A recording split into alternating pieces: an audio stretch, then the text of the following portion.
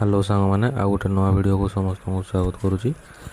तो आज video डिप्लोमार fast selection publish होती से विषय में कहि देखूँ।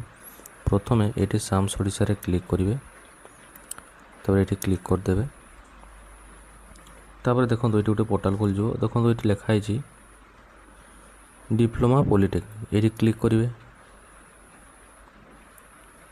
देखो ये व्यू डेट से क्लिक करेंगे।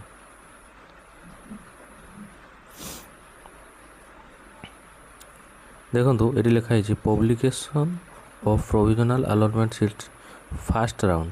देखो ये क्या बाहर ना आपणकर 13/7/2024 ताने 13 तारिख दिन आपणकर फास्ट राउंड सिलेक्शन डिप्लोमार बाहर ताने जो पिला माने भी डिप्लोमा रे अप्लाई करते से सिलेक्शन देखी दिंतु। आउ जो मानकर सिलेक्शन निज मन पसंद कॉलेज रे हेइनी तो से माने सेठी पार्ट पेमेंट कर दिंतु। पार्ट पेमेंट कर सारा पर आपे आपे फॉर्म टी स्लाइड अफ हो।